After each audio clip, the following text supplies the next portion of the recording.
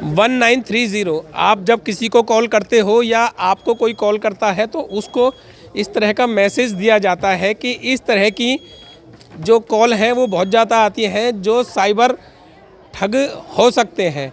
Cyber ठगों से सावधानी के लिए ही यहाँ पर पहुँचे हैं।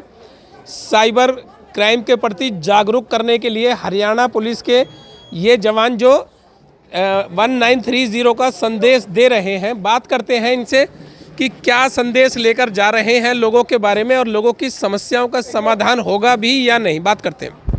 क्या नाम है आपका? राम राम जी, मेरा नाम है जी साइबर ताऊ। साइबर ताऊ, कभी साइबर ताऊ, कभी लठ वाला ताऊ, कभी कोई सा ताऊ, मतलब कि रहोगे ताऊ?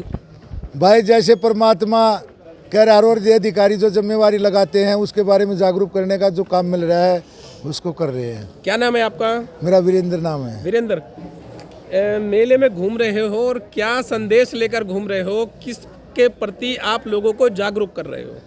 हम इसलिए जागरूक कर रहे हैं जी, जो साइबर अपराध हो रहे हैं उसमें मनोवैज्ञानिक तरीके से ऐसे चालबाज लोग हैं जो दूर बैठे बैठे उनको लालच दे करके भाई आप घर बैठो, पसीना काटने की ज़रूरत नहीं, हम आपको करोड़पति बना देंगे, पर आपका पैसा हमारे कहने से यहाँ लगा दो।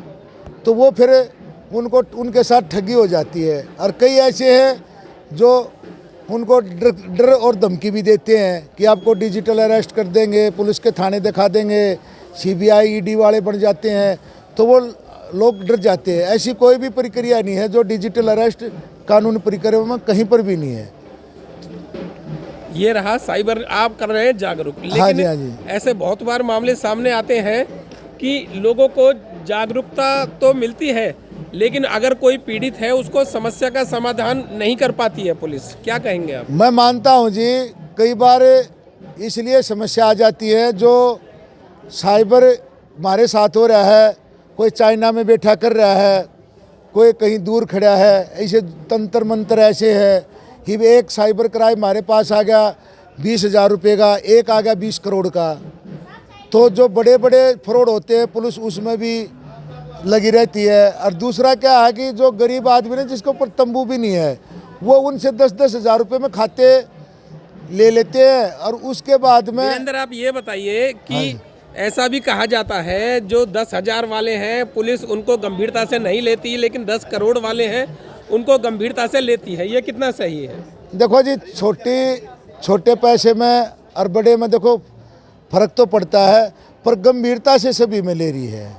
पर हमारी जगह सक्सेस नहीं हो रहे। हमारे यहाँ पर फरीदाबाद में बहुत चौकी थाने हैं, उसमें कोई कंप्लेंट नहीं है। और आप पत्रकारिता के जरिए जा रहे हो, 3-3 हज़ार कंप्लेंट हमारे पास डेली आ रही है। इतनी फोर्स की भी कमी रहती है और यंत्र धीरे धीरे हमारे ऐसे काम कर रहे हैं।